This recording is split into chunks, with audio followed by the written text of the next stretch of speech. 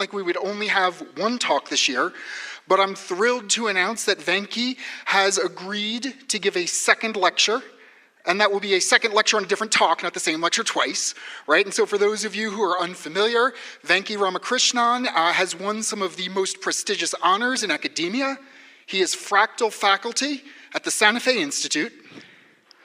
I'm being told that he also won some other award, a Dynamite Prize or something like that. Oh no, sorry, a Nobel Prize. But more importantly, I don't know if that matters or not, but he's at SFI. It's going to be a great set of lectures. The details are on the back of your program. I encourage you to check it out. Before we get fully into the awesomeness of Jillian's talk, and there is going to be some really good content to dig into tonight, I do just want to pause for a moment and just say a word of thanks. So a lot of work goes into these lectures. Caitlin McShay and her team up at SFI, the team here at the Lensic, put a lot of time in. I should also note that the Lensic is one of our institutional partners, as is the Santa Fe Reporter. But I especially want to pause and give an acknowledgement to the McKinnon Family Foundation, whose support is crucial to making this happen. Those of us who are fortunate enough to call New Mexico our home, I think are aware of the great impact that the McKinnon family has had here. So let's just take a moment and a quick round of applause.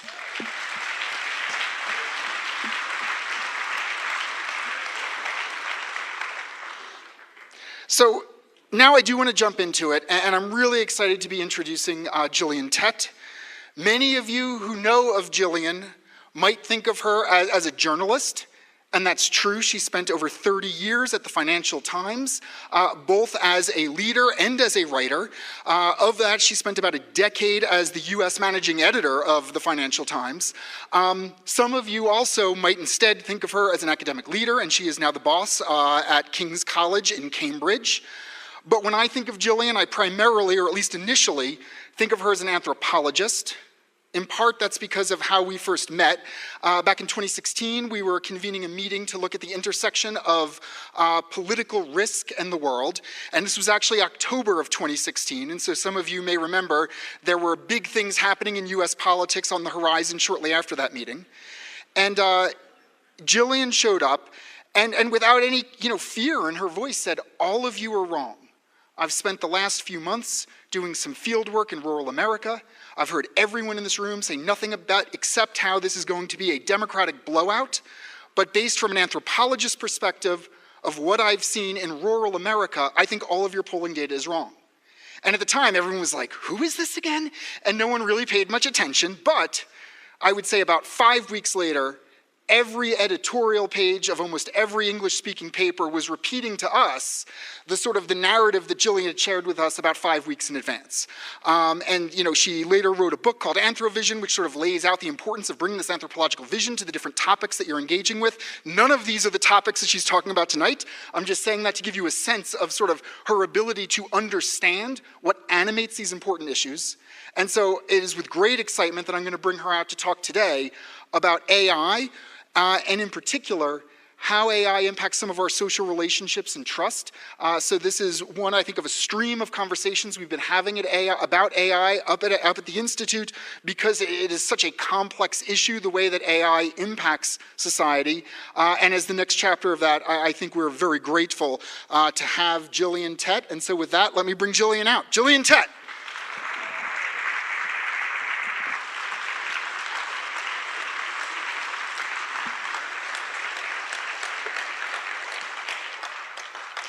Well, thank you very much indeed, Will. That's an amazing introduction. And I think after a write-up like that, I can only go downhill.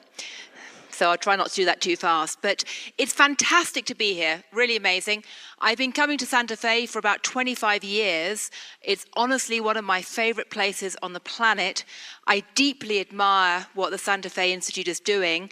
And so it's a great honor to be here. It truly is.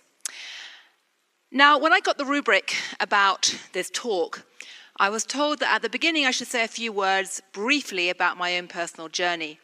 So just to quickly flesh out what Will was saying, I've spent the last 30 years traipsing the halls of high finance and economics and politics with the Financial Times. I'm still a columnist for them. But before that, as you just heard, I actually trained as a cultural anthropologist And I did my field work initially in Western China and partly in Tibet, but my main field work was done in a place called Tajikistan, just next to Afghanistan, where I lived up in a high mountain village for a year studying Tajik wedding rituals in the Soviet communist system. Not an obvious training to become a financial journalist, let alone someone who talks about AI. But I'm just going to say very briefly why I think anthropology is one of the most underappreciated disciplines out there, where I truly think it's a superpower, and why I think that more people should be paying attention to it, not just in relation to finance and economics, but also the tech landscape today. And the issue is this. If you're not an anthropologist, and before I ask, are there any other anthropologists in the audience? Yay, fantastic. I can tell you, whenever I ask that question on Wall Street, I usually get one rather embarrassed hand go up. So it's great to be amongst my peeps tonight. But when people who aren't anthropologists ask about anthropology, they tend to assume that basically it's like Indiana Jones for grown-ups, in that you go off somewhere wacky and weird, have an amazing adventure, come back with great stories, and you're a fascinating person to have at a cocktail party, but otherwise pretty useless. And that is certainly how a lot of the people I've spoken to as a Financial Times journalist have seen it over the years. But in reality, anthropology, I believe, is a superpower because it's essentially a three-part journey intellectually, which anyone could and should learn from. Part one, you deliberately immerse yourself in the lives and minds of people who are different from you. That could be, in my case, in Tajikistan. It could be down the end of your road, talking to people who support a different political party. But you deliberately, with an open mind and humility, try and imagine yourself into their worldview. And you do that not just to try and understand others, or as anthropologists say, try and make the strange familiar. You also do it because the single best way to understand yourself is to jump out of your skin, go immerse yourself in the minds and lives of others, and then look back with fresh eyes. The Chinese have a great proverb saying a fish can't see water. None of us can see the assumptions we inherit which shape us until we jump out of our fishbowl, go swim with other fish, and look back. And when we do that, we can begin to see another crucial thing, which is social silences. The context of our world, all the assumptions that shape us that we never think about, but which matter enormously if we want to not just understand other people, but also understand ourselves. And I would argue that right now, that insider-outsider perspective, that determination to see context, is absolutely critical if you want to understand how artificial intelligence, AI, is shaping or reshaping our social connections, both for good and bad. And the reason is this. We live at a time when AI is obviously accelerating in a dramatic and many people would say scary way. It's reshaping our world in a way that most of us have barely even begun to understand. We also live at a time when many people are very nervous about AI, probably many of you in the room. And polls show, just to give a couple of examples, that about 2/3 of Americans regard AI as deeply worrying. Half of them think it's going to do harm, and only about a quarter think it's actually going to bring about benefits for them personally. But aside from the fact that the population is pretty nervous about AI, we also live at a time when the whole question of trust has become incredibly tangled and in many ways incredibly depressing in our society. Or so it seems. If you look at recent surveys about trust, and I recently worked with a group of people at Jigsaw, which is one of the incubators at Google, which is using anthropologists and ethnographers to study how humans are interacting with digital technology and platforms. So I recently wrote a piece in Foreign Affairs about this with one of them. And the data that we were looking at in terms of trust in general in society are, on the face of it, unbelievably depressing. Essentially, if you look at surveys right now, if you go back 6 decades ago, 77% of Americans trusted Congress. Today, I can hear the laughter already. Anyone dare to guess what the number is today? It's actually 2%. Okay, just to make sure that this is equal opportunity embarrassment, back in 1999, 55% of Americans trusted the media. Today, that's 32% and falling. In fact, the Edelman Trust Barometer suggests that although back in 2008 and 2009, it was bankers who were losing the trust of the public, today trust in journalists and the media is even lower than bankers. You can call that divine justice if you're a banker. But almost everywhere you look, trust has been collapsing.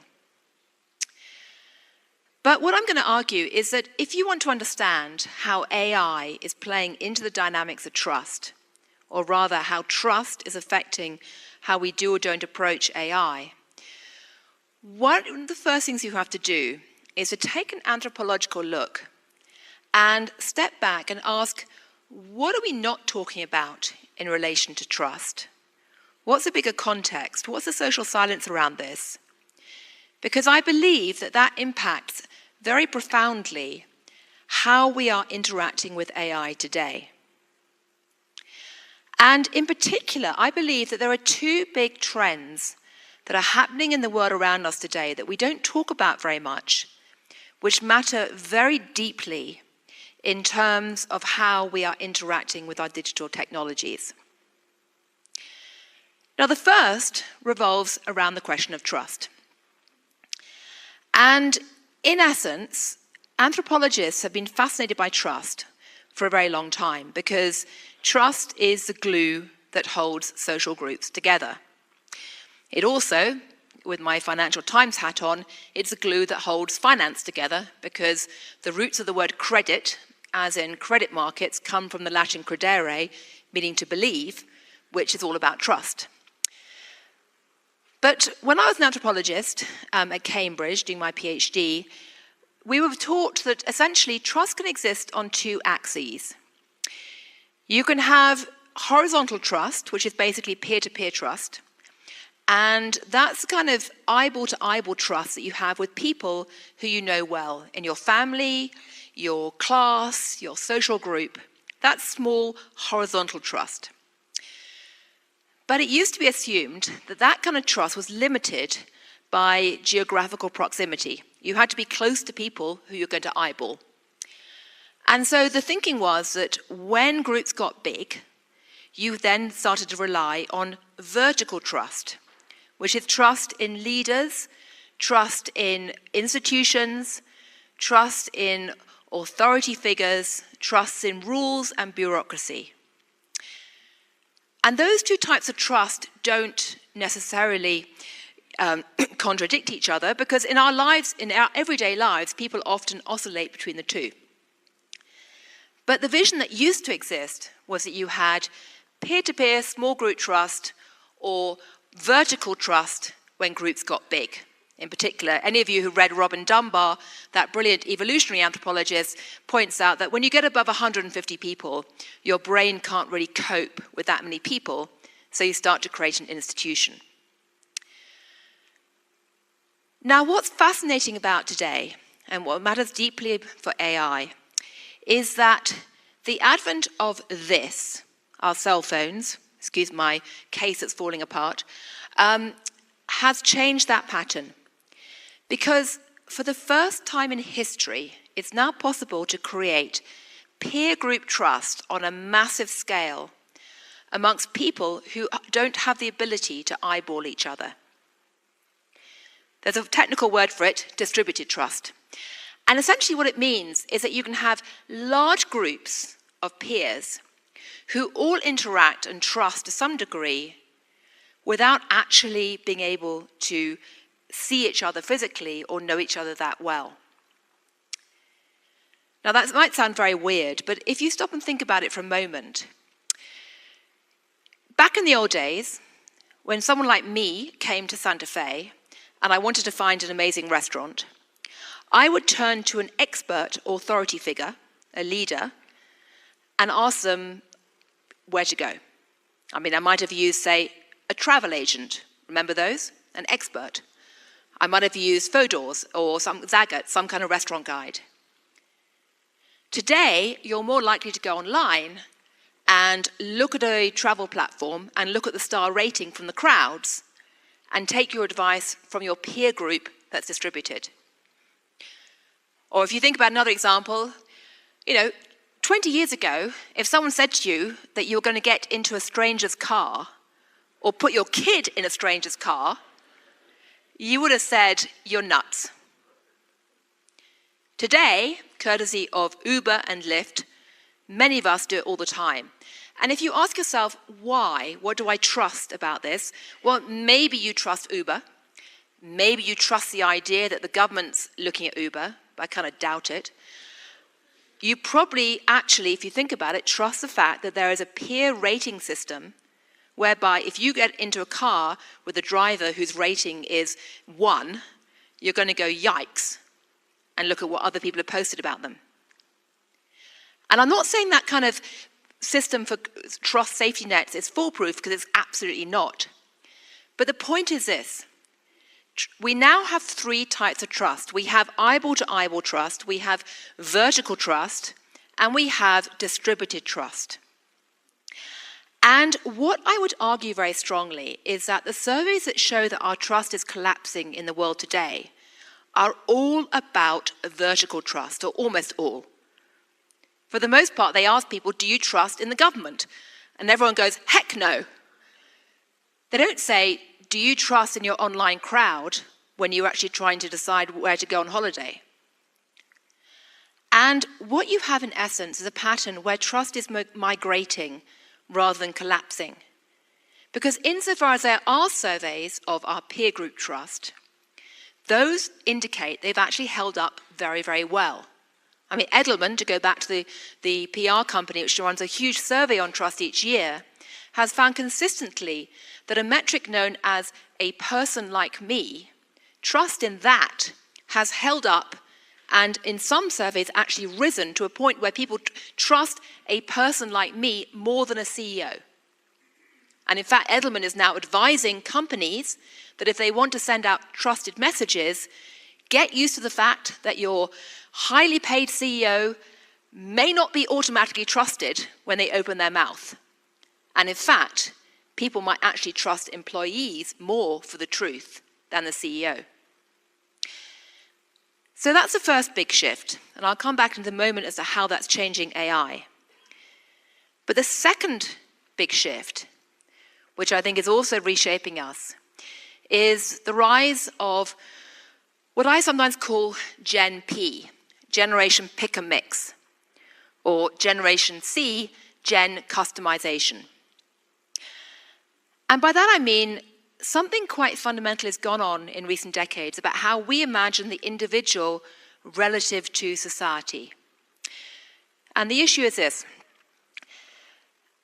Back when I was doing my anthropology PhD, what we were taught classically was that sometime after the Enlightenment era in Western Europe, there was a Copernican shift in terms of how we imagine the individual, humans, interacting with a social group.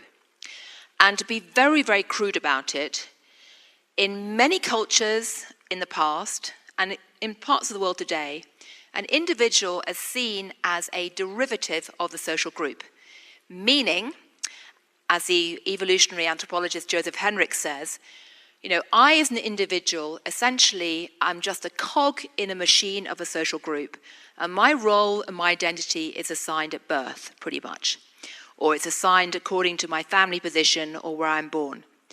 And so if someone says to you, who are you? In many non-Western cultures, you'll say, I'm the son of so-and-so, or I'm the wife of so-and-so. But starting with the Enlightenment and accelerating in the last 200 years, essentially the idea took hold that, in fact, society was a derivative of individuals. I think, therefore I am. I exist independently of society. And when you look at the 20th century, that idea took hold deeper and deeper. You know, Margaret Thatcher famously said, for any of you who are British or have been in Britain, there is no such thing as society, it's just individuals. You had the rise of the me generation. The idea the world revolved around me. I had human rights. I had the right to do whatever I want, to basically shape the world myself. That has taken on more and more importance in the late 20th century. But today, I would argue that this, again, our cell phones, has added a whole new twist to it. And essentially, what our cell phones have taught us to do is not just assume that I am the center of my world, but to also think that I have the right to fashion and customize the world according to my personal desires. In a way that, yes, it existed before in history, but used to only belong to kings or leaders or the ultra-rich. And to understand what I mean by that, think for a moment about music. If you wanted to listen to amazing music 150 years ago, your only option was to come somewhere like here and listen to a concert set on someone else's schedule, playing what they wanted. And then we had radio, which you could switch on and listen as you wanted, but someone else chose what was going to play. Then you had vinyl records. Remember those? I mean, you look like you're old enough, many of you. And you could play that whenever you wanted, but somebody else assembled it. Today, no Gen Z person, and I can see one or two of you, can imagine a world without a playlist. Nobody can imagine a world where you couldn't put headphones on and listen to what you want, where you want, how you want, whenever you want, on tap. It's the rise of Gen P, Gen Playlist, and that is extrapolated to almost every area of our life today. I mean, thinking about consumer culture. You know, the old days when you went to a coffee shop and you said black or white. I mean, any of you who've got teenagers and gone to Starbucks, good luck. It takes half an hour to order a coffee. I mean, think about food. There was a time when schools served one school meal for everybody. Today, almost no school does that. Everyone has buffets. I know because in my role at Cambridge, whenever I have the students over and I say to them, what do you want to eat? I come back with a page this long, setting out all their food requirements. I mean, I usually end up saying, okay, I'll get mezze, just pick a mix, do whatever you want. We have the same approach towards jobs. I mean, again, any of you who are employers of Gen Z know that the idea of telling them to turn up 9 to 5, 5 days a week, and this is your career ladder, is increasingly unpopular. And it's not just because of COVID. It's extrapolated onto politics. I mean, political parties are like vinyl records. It's a pre-assembled package that people today say, hang on a sec, I want to pick and mix my issues and my brands. I like this issue and that person. And our identities are the same. You know, the old days of being told who you were by virtue of where you were born have gone. You can go online and you can be anybody you want in any way. And if you want to change your gender, if you want to change your name, if you want to change your presentation, you can do it. If you want to define your family as having a dog in it, you can do that too. I bet many of you have got dogs in your family. That's a very common idea today. 100 years ago, it was totally weird because dogs were in the yard. You couldn't redefine them as part of a family like a quasi-human being. But we are living in this pick and mix era. And in some ways, when you look at those two trends, the shift in pattern from vertical to horizontal, and the idea that we can all pick and mix everything, it's unbelievably empowering and wonderful and amazing. And I don't think anybody in Gen Z, or probably older, would want to go back to a world where they had to simply suck it up, one size fit all, listen to authority figures and do what they're told. But there are also big dangers too, obviously. I mean, one problem is that if you only trust your peer group for advice, say in the media, and you're also essentially pick and mixing your tribe online, the tendency always is to resort to more tribalism, not less, and to essentially create these echo chambers that are polarized and which don't actually interact. We've seen that over and over again, because one of the bitter ironies of this is that as we have a pick and mix customized culture, and as people have the ability to define their identity, they're not becoming less tribal. On the contrary, many of us are choosing online to cling to people we recognize and feel comfortable with, and cling to the symbols of that and become more tribal, not less. So a world of pick and mix combined with a world of shifting trust is also a recipe for polarization and fragmentation and echo chambers and cyber flash mobs and all the stuff we're living with right now in our political ecosystem. So, like every single innovation, there's a good side and a bad side. But all of this is a backdrop, the context that we're not talking about in terms of how AI is entering our lives. Because we are interacting with AI amid these changes, and that's shaping how we're both creating AI tools and reacting to them in very profound ways. And to explain what I mean, I'll give you 3 data points. Jigsaw, which I mentioned earlier, recently did a big ethnographic study of Gen Z in both India and America. And they looked at what they trust for medical information and, to a certain degree, financial information too, and discovered that a majority of Gen Z prefer to deal with AI bots for medical information rather than human doctors. If any of you are doctors in the room, that might sound scary. But a majority of Gen Z prefer to deal with AI bots than human doctors for medical information. Second data point, another ethnographic study by Jigsaw shows that when Gen Z consume content, i.e. read stories online, what they typically do is read the headline first, then read the comments under the article, and only then actually read the article if they feel that the comments justify reading it. And when I tell people who, like me, are Gen Xers or Boomers this, they actually don't believe me. Go find a Gen Z person and ask them about it, or watch them reading things online. Because the reality is, this is very widespread now. And what both of those things show is that essentially what you're seeing is trust patterns shifting as people move away, the media one, as people move away from trust in authority figures to trust in their online peer group crowd.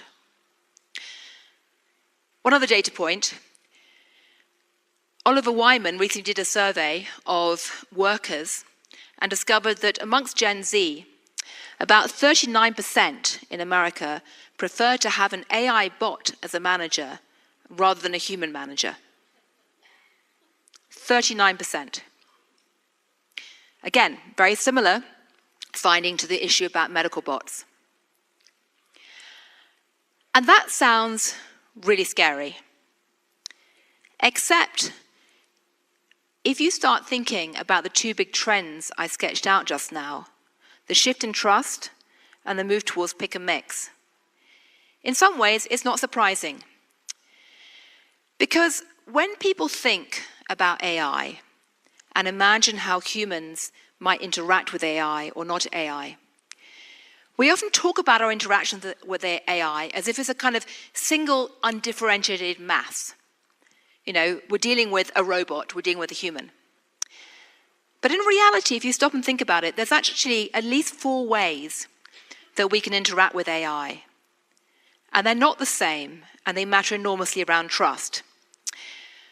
One image of AI is that essentially we can have AI introduced into our lives to that vertical trust axis as a kind of almost overlord or authority figure.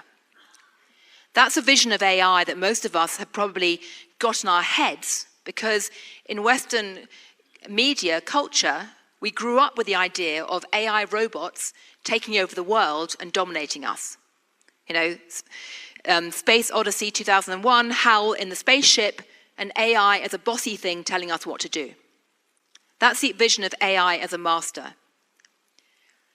But you can also imagine AI as a mate, somebody who's actually on our horizontal plane, almost like a friendly member of our tribe, our peer group. That's almost more like R2-D2 in Star Wars. Or you can have AI as a mirror to ourselves, and you can also have AI as a moderator in terms of conversations between humans. And I'll come on to that one in a moment. But much of American culture has tended to assume, I would argue, that insofar as AI was going to come into our world, it was going to come in as a master. It's one reason we're scared of it. It's going to come in and take us over.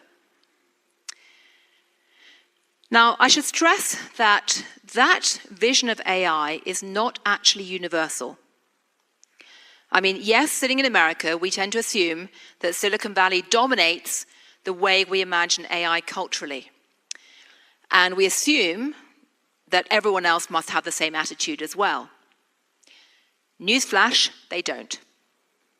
If you go to somewhere like Japan, where I lived for a number of years, attitudes towards AI and robots are actually quite different.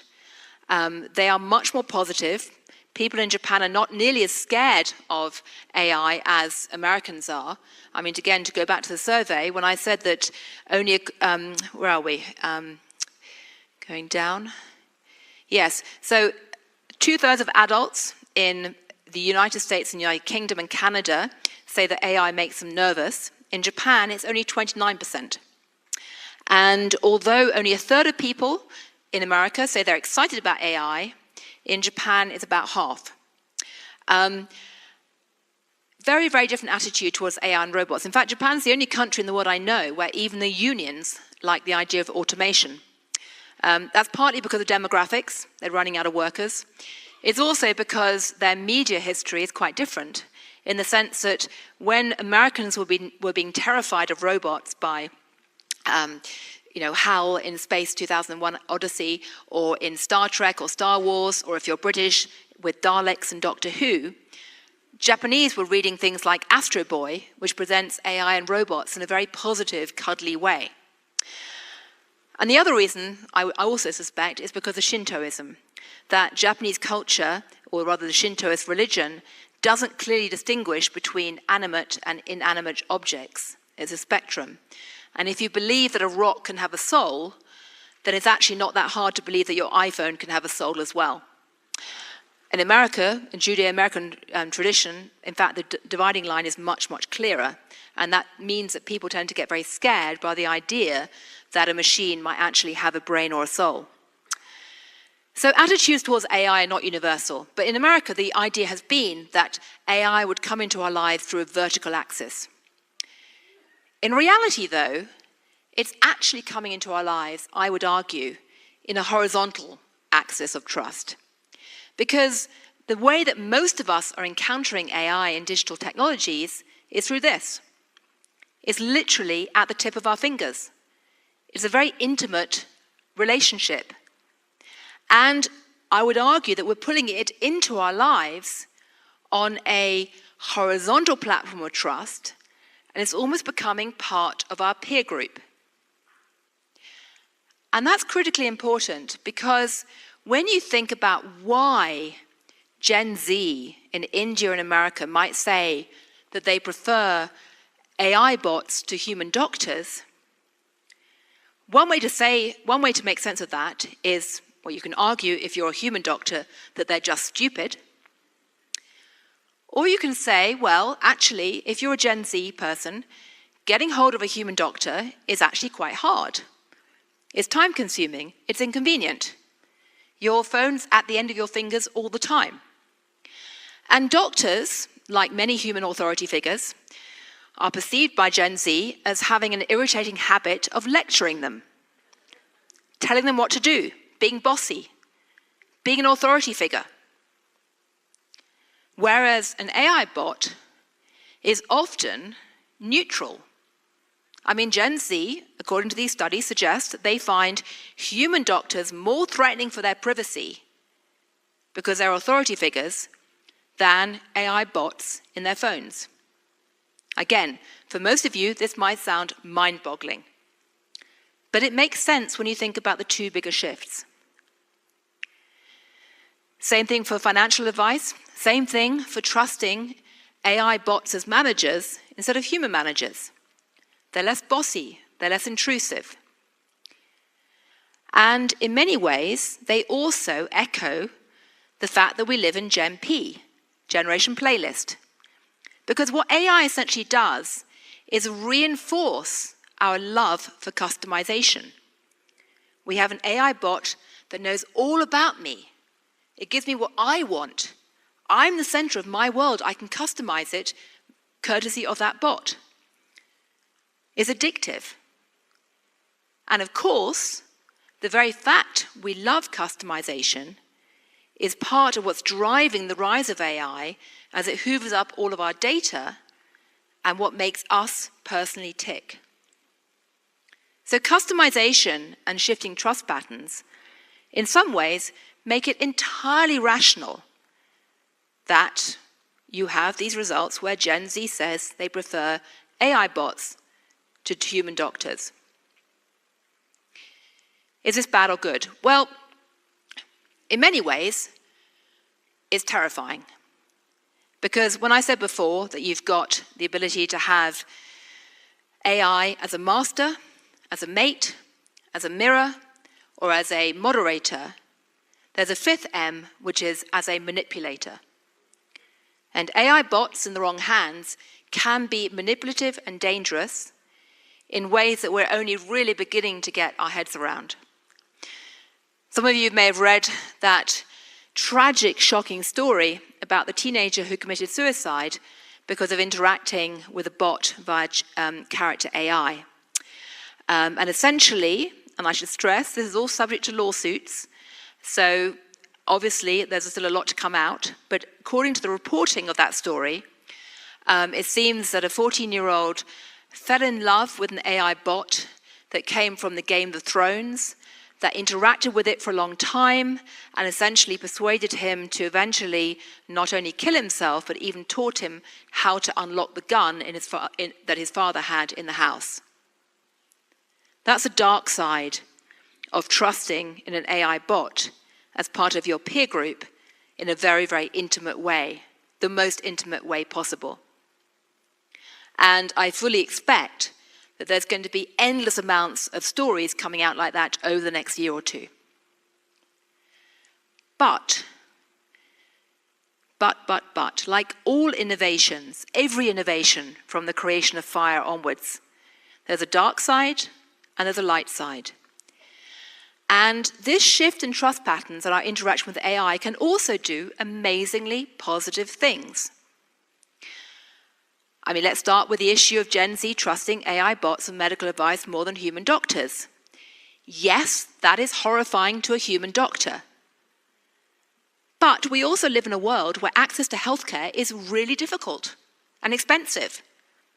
Wouldn't it be great if everybody could suddenly get expertise literally at the tip of their fingers here? Or think about education. Think about the propensity for using AI bots as a kind of mirror, if you like, almost for therapy.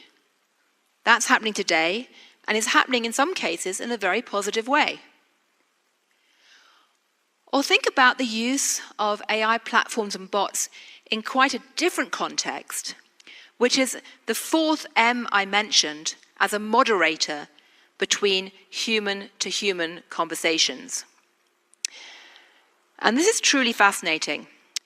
I said earlier that we live in a society which is becoming increasingly polarized and fragmented because we have this shift in trust patterns and the growing pick-and-mix generation choosing to be in echo chambers who ignore everyone else. And as we all know, from, if you're older, reading the newspapers, some people still do that, or from talking around the dinner table or looking at communities, one consequence of this is a deeply fragmented and polarized landscape today in America. It's very hard for people from different political tribes to even talk to each other today effectively.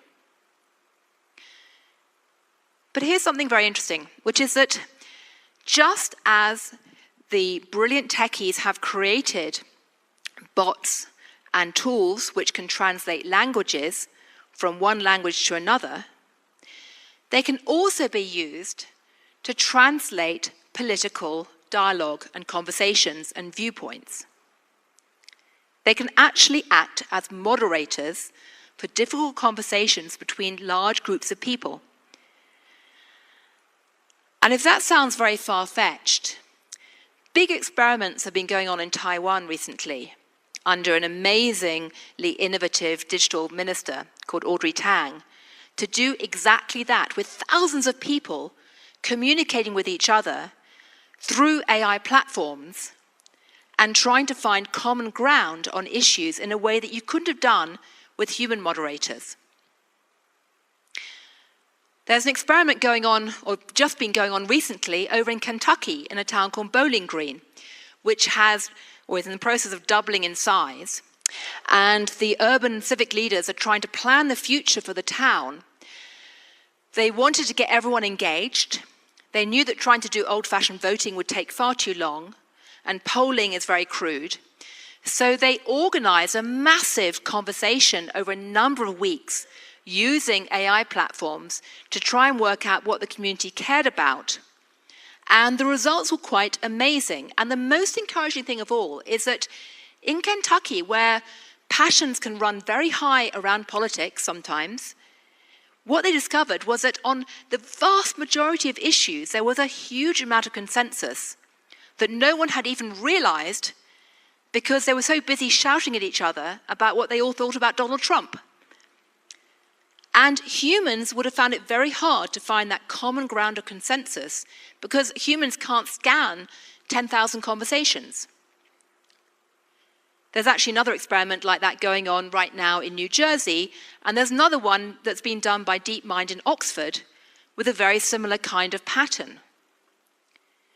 AI bots can actually be more effective in moderating human-to-human conversations sometimes than humans can. Or I'll give you another example.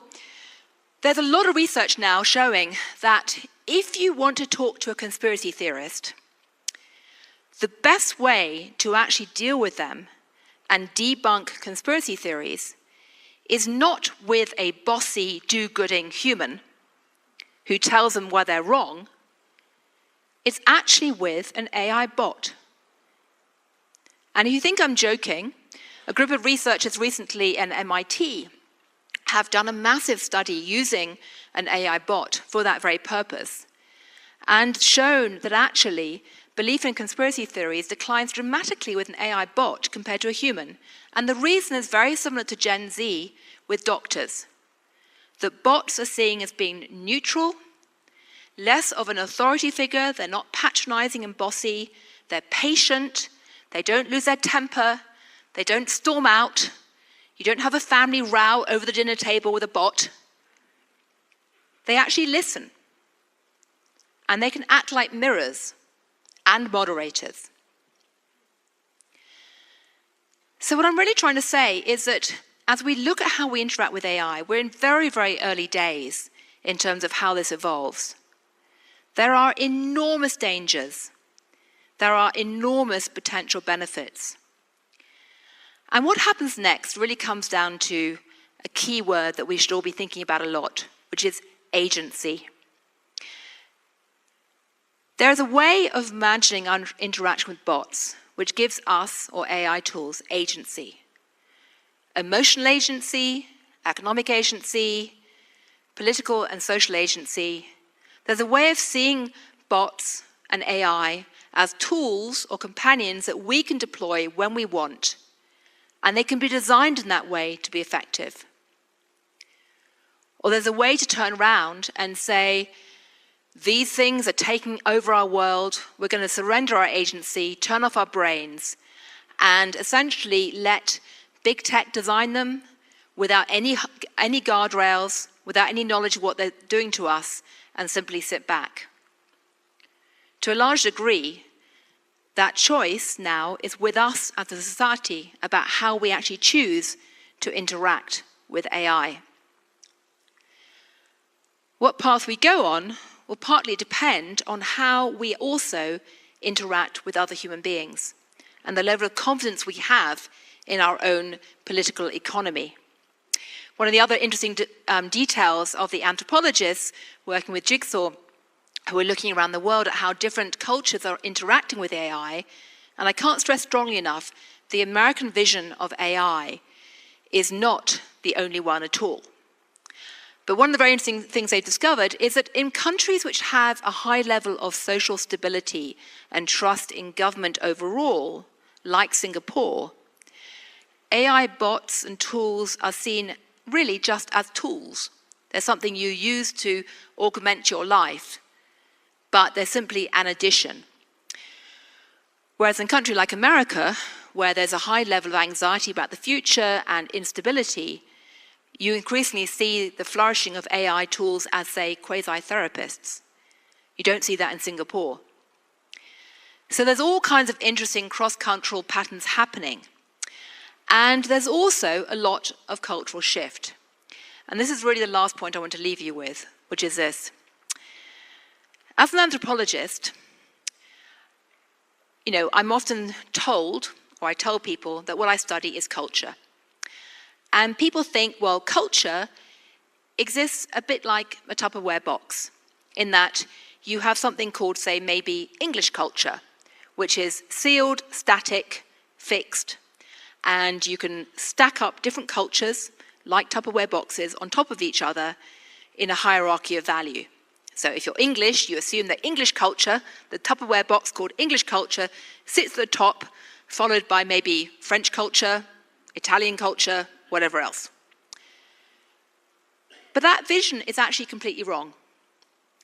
Cultures never exist as static boxes, which have boundaries and sealed edges. They're more like slow-moving rivers. They constantly change. And new streams come in, and the banks are very muddy. We've seen that with technology. I mean, one of the most interesting studies I've seen in recent years of how humans are interacting with digital technology came from a group at Intel who went out about a decade ago to study facial recognition technologies. And they did on-the-ground research in China and in America. And what they wanted to study was why Chinese consumers back then appeared to be totally embracing of facial recognition technologies and were really excited about them in a way that they assumed was very alien to American culture or American cultures, because in America there was this fear of facial recognition technologies and AI and things like that. So the whole study was predicated on the idea that Chinese consumers generally liked AI and liked facial recognition technologies for convenience, and whereas American ones didn't. Within a month of that study being published, we suddenly had the introduction of facial recognition technologies on our iPhones. And guess what? We all, or almost all of us, adopted it instantaneously. And suddenly, frankly, we've all started to look more Chinese than American in terms of our attitudes towards facial recognition technologies. Ideas and attitudes cross borders. It's a very, very fluid time in how we interact with each other and technology. So, my last point is this. If you want to understand how we are trusting or not trusting AI, don't just look at the noise. Don't just look at AI and technology. Look at the silence around that, which is, how are we trusting other human beings or not? And how does AI play into that or not? Dana Boyd, a very brilliant anthropologist, went off about 2 decades ago or 15 years ago to study how teenagers reacted to social media and their cell phones, and made the obvious point that we tend to ignore, which is that one reason why teenagers are addicted to cell phones is because it's the only place that they can actually roam without parents snooping, in a world where we all have stranger danger fear, where teenagers are massively over-scheduled. They can't travel as they used to do 100 years ago. And so iPhones are the only place, cyberspace, where they can actually roam freely and congregate and experiment without parents watching them. So you can't understand how teenagers use iPhones without looking at how they're behaving in the real world without iPhones, and how parents have changed their environments at the same time. We can't understand how we're interacting with AI until we start looking at how we're interacting with each other and how patterns of trust are shifting. So a world of artificial intelligence needs a world of anthropology intelligence too. One AI needs the other AI to create what I think we should be aiming for today, which is a third type of AI, which is augmented intelligence, where we have the agency to set where we're going, not just with the bots, but with other humans too. So thank you all for listening, and I welcome questions about that or anything else. And for all of you who are not a Gen Zer, I hope this understands your own weird Gen Z people in your life a little bit better. So thank you.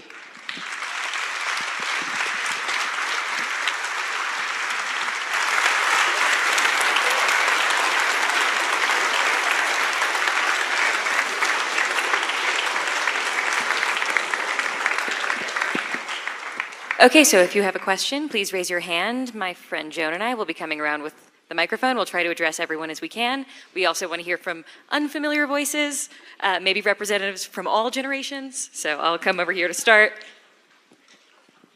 I should say, by the way, while we're getting a question, one of the other places where the idea of using an AI as a moderator between human to humans to decode what different tribes are thinking, and I'm not joking, is inside companies where baffled CEOs and the C-suite are trying to understand their Gen Z workers. And they're literally doing experiments in some companies now of using AI tools as moderators between these different generational tribes. Hi, thank you so much. My question is how you think about the direction of AI in light of the falling hierarchical trust, so trust in institutions. So who directs the version of AI that we all agree societally to move towards sort of aligned AI, right, values-aligned AI, versus the sort of more malignant AI? That's a really good question. And the answer is we don't know at the moment. There are ways to have more distributed development and agency. That involves things like giving consumers a lot of choice about what platforms and what companies they use for different AI tools, giving them transparency about the different choices, giving them the ability to essentially use agency in choosing what kind of data sets are being used to train different AI bots and models, which is absolutely critical, and to also decide how to actually deploy any AI advice or not. And there are experiments going on around how to do that right now. And the idea that you might be able to give different institutions or different people institutions much more agency and control over how you actually develop and train the tools that you are or are not using. In an ideal world, coming back to the point about retaining a human agency around it, one way to try and visualize it is a bit like a Fitbit or an Oura ring, whereby you can use amazing digital tech to tell you all kinds of things you wouldn't have known otherwise about yourself and your fitness and health. And you can use that ring or to, or anything else to prod you to go and live a healthier lifestyle and do all kinds of things. And you can even set it up to lecture you if you want, or just be like a friend, or you can use peer group pressure and you all put your competitive training scores up on some common platform with your friends, and you have peer-to-peer pressure that way. But you, at the end of the day, retain control over whether you actually decide to go on that run or not. So there's still an element of agency there. And ideally, that would be the kind of model we'd use in terms of developing our use of AI bots and tools in our everyday life, to have that sense of agency and control in the last moment. But whether we can do that also depends, obviously, on the macro picture and the question of whether, at the moment, these two very hierarchical, vertical institutions and hierarchies of government and big tech will actually create the ability for us to do that. And that comes back down to common pressure. A world where only 2% of people trust Congress is probably not a world where people trust Congress to do the right thing around AI. And therein lies a problem. Actually, this is a good piggyback question. If you were in front of all of Congress and the Senate right now, so I think they could cuddle up in here, right, and fit, what case would you make for the legislation we need to pass to protect the future that you would best imagine, whether it's data privacy or transparency? What legislation do we need? I think, personally speaking, I think there are several key things. One is to have maximum consumer choice around platforms and to make sure we don't just end up with an oligarchy of platform choices. To have maximum choice and transparency around the data sets that are being used to train the platforms. To have some element, I would argue very strongly, for intellectual IP protection for the people actually creating content. I'm obviously totally biased in that respect because I am, spent most of my career as a journalist, and media content is being scraped all the time. And, in a way that's essentially taking away the economic value of journalism and giving it to tech companies. I'm in the group of people who think that eventually tech companies are going to have to pay some kind of tax or some kind of way of paying back into society for all the material they're extracting right now. We can't have taxes on robots right now, but we probably should do. And I think also at the end of the day, we need to look very seriously at the legal code around the culpability or not of bots and AI, because at the moment it's a grey zone, and also try and put in guardrails against some of the worst potential outcomes, like a 14-year-old committing suicide because of their interaction with the bot. Now, again, I can't stress strongly enough, when people say AI is dangerous because it does horrible things to humans, and we can't trust it because it can abuse us and prompt us to do horrible things, that is totally true, but newsflash, humans do horrible things to other humans all the time on a massively bigger scale right now. So the amount of, I hate to say this, amount of deaths occurring because of an AI bot going mad is nothing compared to the amount of human-on-human abuse that's occurring. And everything we talk about has to be seen in that context. But that doesn't mean that just as we have rules for trying to prevent horrible things that humans might do to other humans from not occurring, we need to apply that to bots as well, in my view.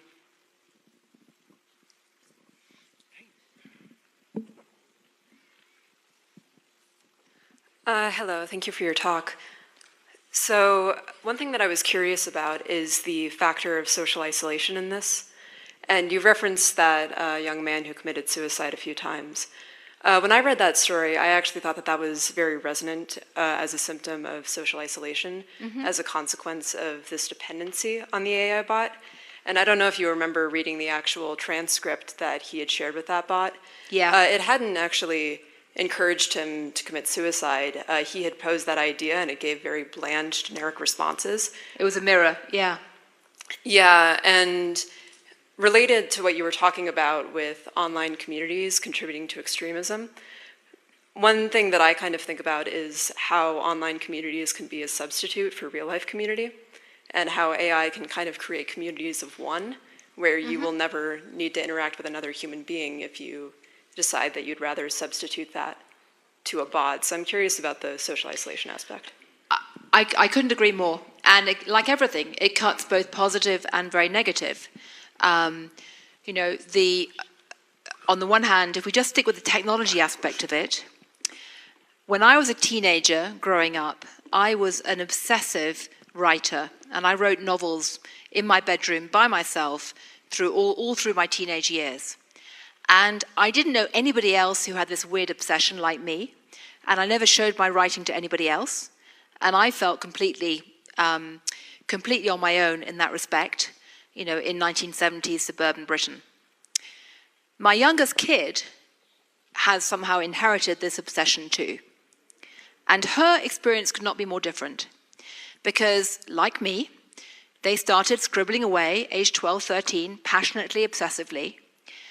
But then they immediately went online and discovered something called Wattpad, which to my mind is an absolutely brilliant innovation. And it's basically a club for other weirdo teenagers who also write obsessively.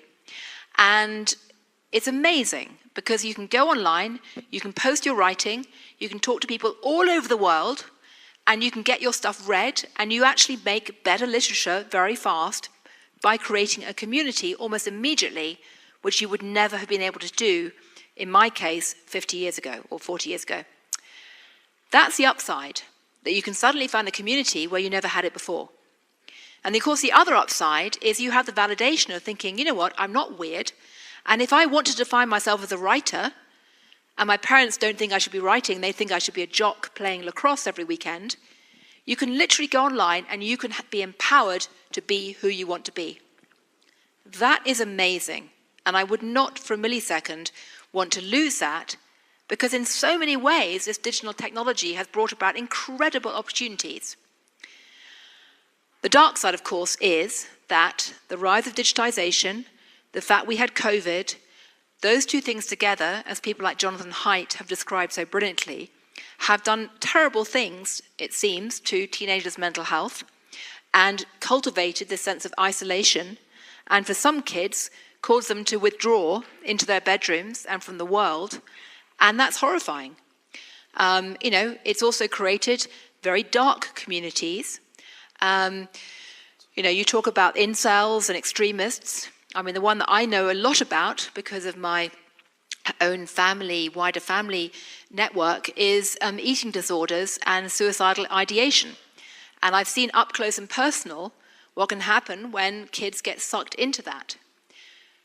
But again, talking about the light and the dark, you know, a couple of kids I know who have almost not made it to the age of 20 because of being dragged down into that dark world by virtue of social media, have then recovered also by virtue of social media, because out there on the internet, and if any of you have ever had the horror of dealing with a teenager who's been in this situation, you might know about this, there's now a whole community of recovery apps and recovery tools and recovery communities.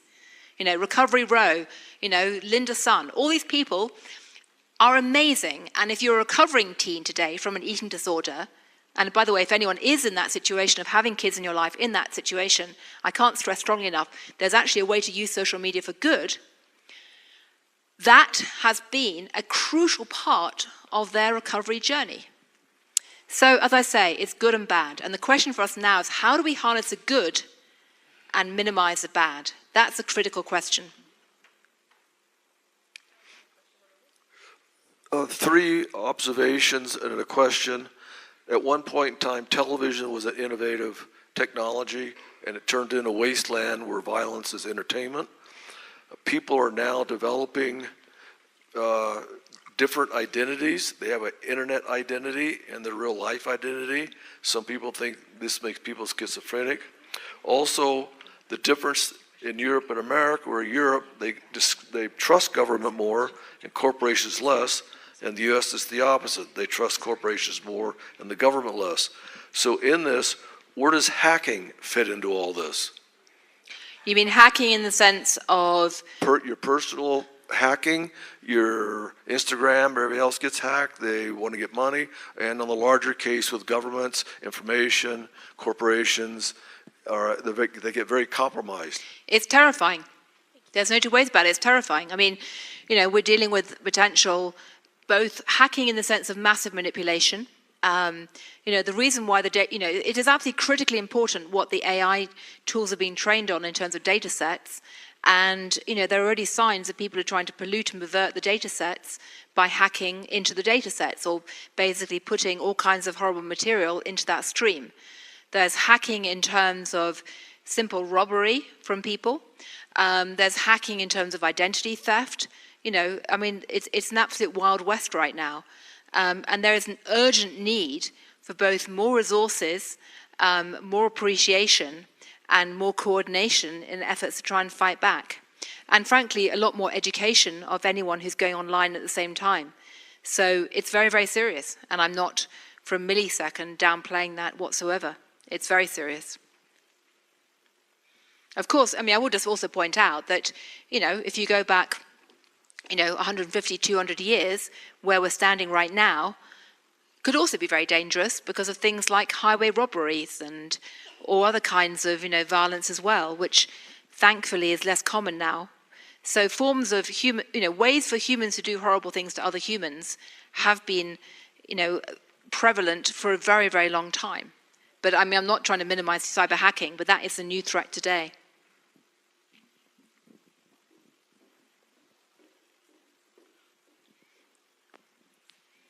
Thank you. Given what you've described as almost chaotic cultural changes, do you think that there is a fundamental concept of trust? Do you think the definition of trust has changed? It seems to me that when you talk about distributed trust, that the notion of trust is somehow more restricted. But maybe that's my own impression. The trust is restricted. More restricted. Mm-hmm. That we're almost turning a blind eye to some areas where we might have trusted or not trusted before. And perhaps I'm not quite understanding this concept of silence. And my second question, more of a question, sorry, is if AI systems are going to become as agentic or perhaps more agentic than us, will we need some kind of formalism for what trust is? I think that's a very good question. First of all, to make the obvious point, trust exists in a spectrum. So it's all the way from complete lack of trust to total blind trust. And as we all know, in terms of our human relationships or anything else, interactions in the world, trust can shift, trust can be shattered, it can change. The old thing of trust and then verify, I think is, again, a mantra that should be taught to everyone going online right now. So, I'm not saying it's black or white at all, but I'm trying to indicate that there is more than one way to create trust than the traditional time of pattern. And, the other thing I should have said is that, because we've gone into this world of, trust migrating from vertical to horizontal and growing pick and mix, it doesn't mean that necessarily we'll always keep going in that direction forever. These things can swing back and forth. I sometimes think, is there anything that could cause our modern generations to suddenly say, I don't want customization all the time. I'm happy to have a one-size-fits-all. Is there anything which could basically cause us to suddenly say, yes, I'm going to fall in line and obey authority figures unquestioningly, no matter what? Frankly, I think probably the only thing that could do that today is war. That, if you're in the army, the definition of being in the army is you have to basically suck it up as a one-size-fits-all and deal with authority figures. We've seen periods of time when that was a norm in the past. If heavens forbid we end up in a military conflict, maybe this trust pattern will shift again. But certainly at the moment, it's very hard to see anything that would actually put the genie back in the bottle, where suddenly society collectively says we all are going to trust government and trust authority figures in the way that people did 80 years ago. Okay, so I have one over here.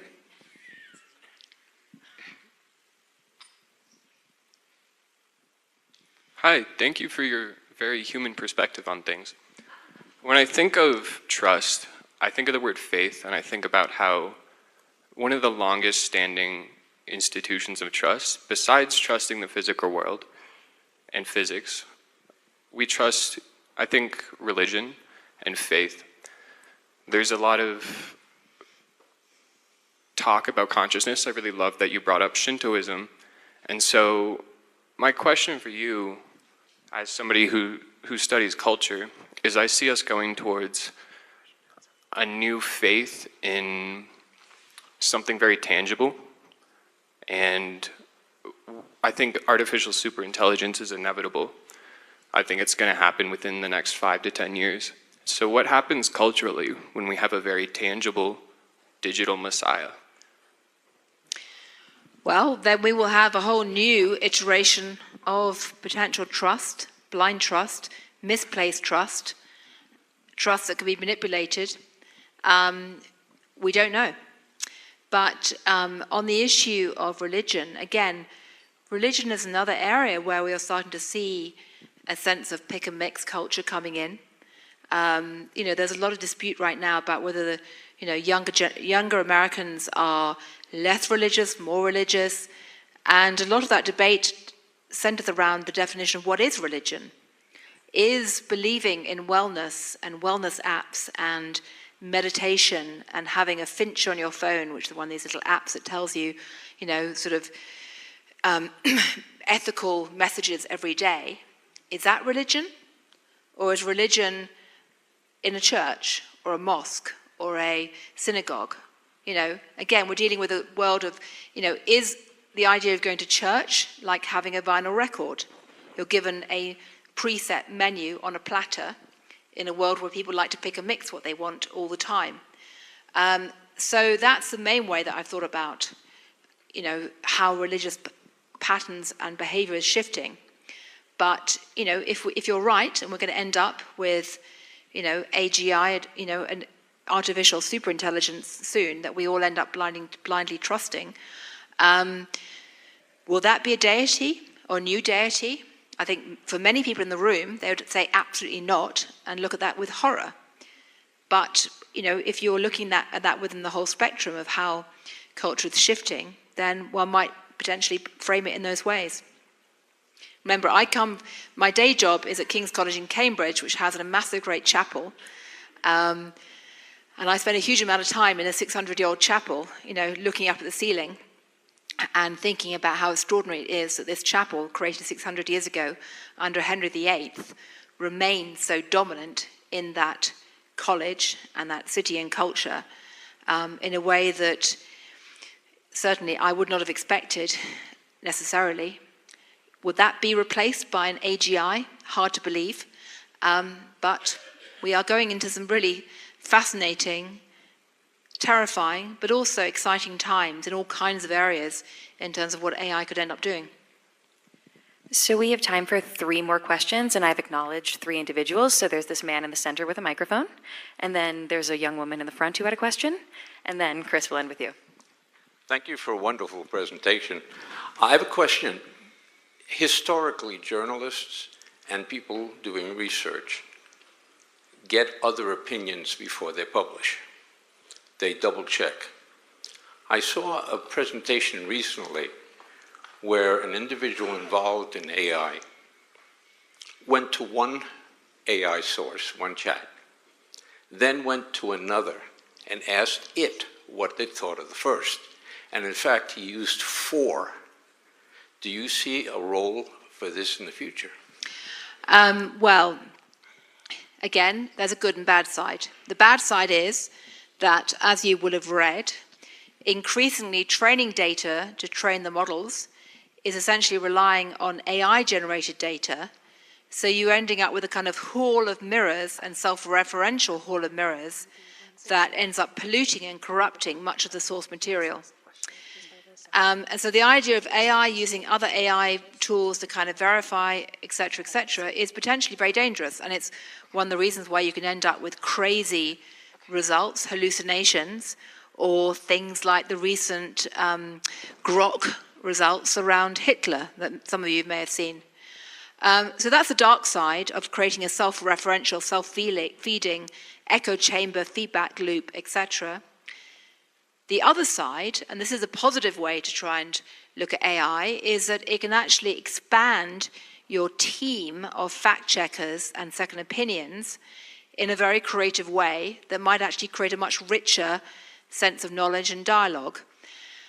And as a journalist, increasingly people are using AI tools to kind of, as checks and balances, to crowdsource ideas, to crowdsource facts. Doesn't mean the AI is necessarily writing the pieces, but you actually get a much wider range of ideas and prompts by potentially using them to be more creative. And one of the many bitter ironies of my own sort of career in life is that when my last book came out called Anthrovision, I went around about 5 years ago saying with great misplaced confidence that there was one thing that AI would never do, which is to tell a really good joke. So I used to say, well, the great thing is, if you're a comedian, you have job security. And the reason is that humor, in many ways, is the ultimate cultural artifact, because the reason why anyone laughs at anything else rests in a sense of tribalism. You know, you have to be in the in-group to get a joke. If you're not in the in-group, you don't get the joke. So jokes define tribal groups and vice versa. But also because humor tends to work through contradiction and ambiguity in our cultural patterns.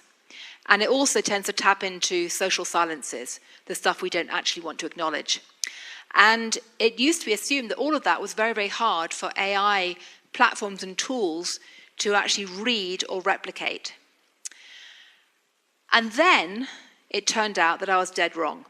And the reason is as follows, that the old AI systems, pre-transformers, which were basically about trying to plot a logical path of thought, did indeed find it very hard to tell jokes. Because jokes aren't logical, generally, unless they are the very crude knock-knock, who's there, Christmas cracker type jokes. If you're using transformers and you're basically working on a probabilistic prediction system, you can just observe loads of jokes and work out the probability of what will be funny next time round. And what's happened is that joke writing apps have cropped up, and they're only funny about 40% of the time. But newsflash, human comedians are only funny 40% of the time too. And I say that because, I'm actually deadly serious, because if you look at who actually writes late-night television comedy skits, insofar as we still have late-night television comedy skits on TV, you know, you might think it's one brilliant person, Stephen Colbert, sitting in a room, developing his jokes, all by himself, boom, magic, he tells them. And that's not true. Any of you who've worked in the television world know what actually happens is you have a team of comedy writers sitting together, coming up with jokes, only of which 40% are funny, and they throw out the other 60% and they refine them.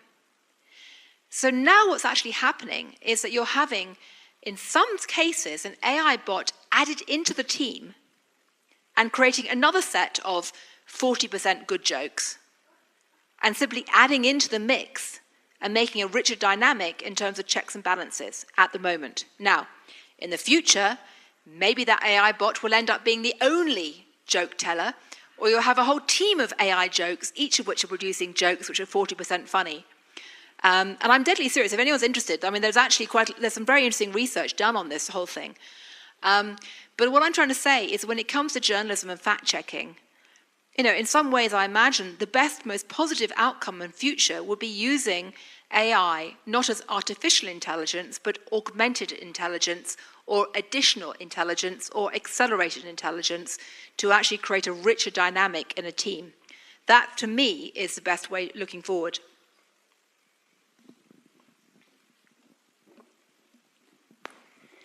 Thank you. So you've given advice to Congress, and we've heard you talk a lot about the good and the bad. And another group that's really struggling to navigate that is parents. So what advice would you give to parents who are struggling, one, with the social isolation that you've already talked about, and two, trying to preserve space for that wandering and discovery that you mentioned is more rare of a commodity these days? Yes, well, I feel very unqualified to give advice because I'm a parent. and I've screwed up endlessly myself, so there you go. I guess what I'd say is, firstly, take what Dana Boyd says to heart, that you cannot begin to understand how teenagers are using cell phones and computers and digital devices just by looking at the noise, which is a cell phone. You have to look at how they're interacting in the physical world as well. And someone like Jonathan Haidt says, and I strongly agree, that if you want to create kids who are less prone to being addicted and seduced by digital tech, let them roam in the real world in a way that's gone out of fashion today. So that's the first point. Secondly, I would agree with a lot of what Jonathan says about trying to make sure that you have some sense of oversight insofar as you can. Be aware of your own behavior. If someone's addicted to their cell phone as an adult, it's very unfair to expect kids not to behave the same way. Ask your kids to teach you about how they're using social media and apps, and try and learn from them as well. And try and recognize that there's both a very good and very bad side to all this.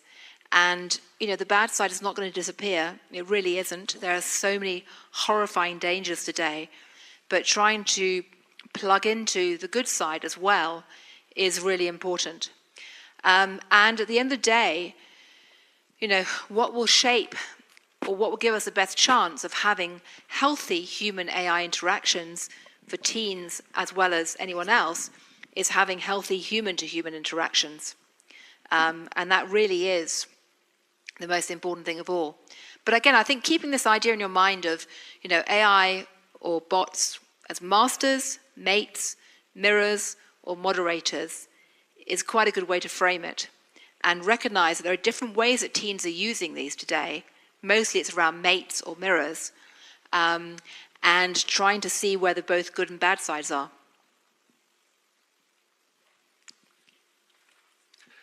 Thank you, Dr. Tett, very much. A longtime fan of FT, and it's wonderful to hear that you have a relationship with Santa Fe, so welcome back. I couldn't help but, I really chuckled at your characterization of the US thinking of AI as like HAL 9000 and Singapore thinking of it more as a R2-D2 type of interaction. But I'm just curious to hear your kind of sober prognostication, like what this will turn out to be in the US, given kind of our political directions, while at the same time thinking of Singapore as a place where, what LKY is spinning in his grave because he didn't have AI to help shape the Singapore society with the PAP. And then the corollary to that is I really like the vertical versus horizontal trust framework, but I feel like the MAGA movement is kind of a strange creature in the sense that they coalesced in a horizontal way, but now are finding themselves in a vertical way. So I don't know how you see that kind of playing out in the bigger picture. Yeah, I mean, I can't stress strongly enough. It's not always an either-or.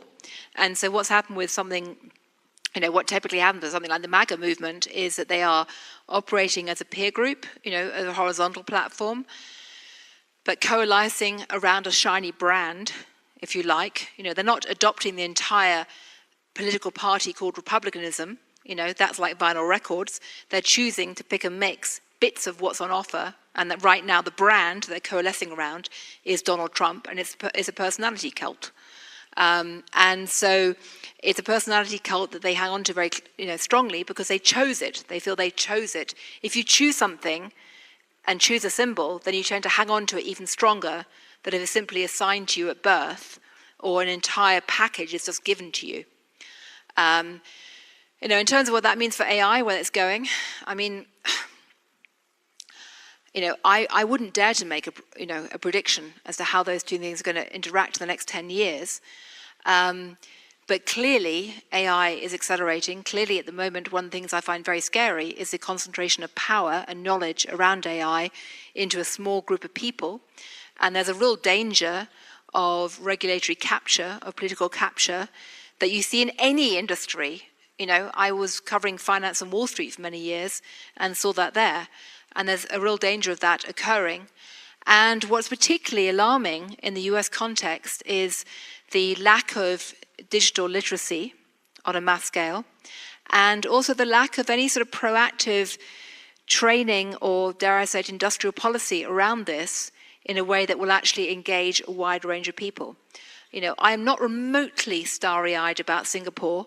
You know, it's got some very bad things about it as well as good things. However, Singapore is striking because there is a high level of digital literacy, and there's a very deliberate, very, very deliberate effort to create maximum digital literacy and engagement and agency in schools.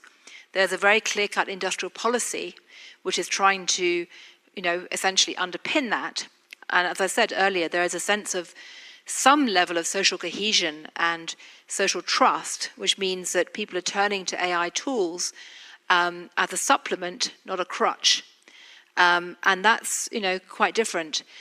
But, you know, once again, I can't stress strongly enough the way that cultures and things can change. And one other example I'll cite is Ukraine, in that I've been going to Ukraine for many years and gone many, many times since the war started. And one of the things that most people in the West don't know about Ukraine is that even before the war started, because Ukraine had a massive population of mostly back office coders and techies, which were serving Western companies in the country, and because they were very much respected, you already had a much more digitally savvy culture and government. And before the war started, they created something called DIA, which is an app on your phone, which basically allows you to do most government functions and most civic functions on your phone. They have it in Estonia and places like Singapore as well. And when the war started, DIA, almost overnight, went from being a sort of nice to have to an absolute bedrock of how Ukrainian society exists today. So today you can have your passport and your driving license and file your tax forms and your bank accounts, and you can report bombing, you can send pictures in from, you know, bashed buildings, you can take photographs of existing, still unbombed buildings to save them for future generations. You can do just about everything on your app. And if you want to know how Ukrainian society's kept functioning, although half the population has fled, it's through DIA. And, you know, that's really changed culture, and it's changed how people interact with each other and created a lot of, you know, horizontal interactions in ways that were unimaginable 10, 20 years ago. So the point I'm trying to make is that, and by the way, there's also all kinds of air raid alarm systems and stuff like that as well on people's phones. Cultures can change more rapidly than we realize when technology comes in, particularly when there's a crisis. And conversely, if people are mindful, you can also use your cultural base to shape how technology develops as well. And that, in essence, is what I'm trying to argue. AI needs a second AI, anthropology intelligence, to create augmented intelligence. And augmented intelligence with agency is above all else what we should be aiming for today.